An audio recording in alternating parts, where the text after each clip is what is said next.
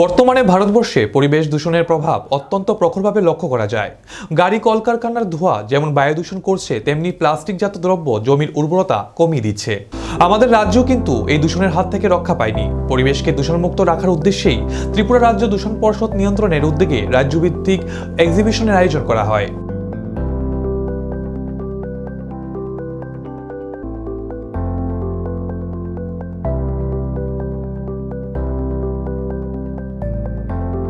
আগরতলা প্রজ্ঞা ভবনে অনুষ্ঠানে উপস্থিত ছিলেন দূষণ নিয়ন্ত্রণ পরিষদ মন্ত্রী অনিমেষ দেববর্মা সহ অন্যান্যরা। উক্ত অনুষ্ঠানে বিভিন্ন স্কুলের ছাত্রছাত্রীরা অংশগ্রহণ করেন। এই প্রথম রাজ্যে এই ধরনের এক্সিবিশন করা হয়। রাজ্যের প্রত্যেকটি জেলা থেকে 5টি করে মডেলকে বেছে নেওয়া হয়েছে। ছাত্রছাত্রী দ্বারা নির্মিত মডেল পরিবেশকে দূষণমুক্ত রাখতে সাহায্য করবে। Sustainable green Tripura, greenery Tripura করার লক্ষ্যে রাজ্যভিত্তিক একটা এক্সিবিশন এনভায়রনমেন্টের উপর আমরা প্রথমবার করছি। আগে কখনো স্টেট লেভেলে এই ধরনের এক্সিবিশন হয় এবং আমাদের রাজ্যের প্রত্যেকটি জেলা থেকে 5টা করে the best model have come here এবং আপনারা দেখতেই পেয়েছেন এখানে কি ধরনের মডেল এরা তৈরি করেছে। এটা অকল্পনীয়।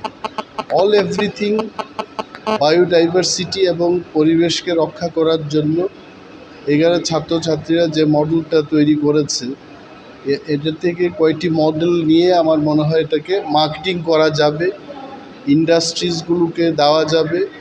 এটা দিয়ে কিন্তু ত্রিপুরার পরিবেশকে আমরা ভালোভাবে রক্ষা করতে পারবো। গ্রিন ত্রিপুরা কী করে গঠন করা যায়, এই ছেলেমেয়েরা কিন্তু এটারই একটা এক্সিবিশন এখানে করেছে। অ্যান্ড বিশেষভাবে আমাদের দপ্তরের যিনি সেক্রেটারি ডক্টর শশী কুমার এবং বিজ্ঞানীগণ এখানে যারা কাজ করছেন সায়েন্স অ্যান্ড টেকনোলজিতে, ওনারা ছাত্রদের সাথে যোগাযোগ করে, শিক্ষকদের সাথে যোগাযোগ করে এই মডেলগুলো তৈরি করার ক্ষেত্রে উদ্যোগ নিয়েছেন। এবং আমাদের মাঝে আজকে শিক্ষা দপ্তরের যিনি অধিকর্তা এনসি শর্মা সাহেবও আছেন। আমরা সবাই কিন্তু খুব আনন্দিত যে এই ধরনের মডেল আমাদের রাজ্যে যদি ছেলেমেয়েরা করে, there will be time that industries এসে কিন্তু এই মডেলগুলোকে কিনবে এবং মার্কেটিং করবে। Thank you.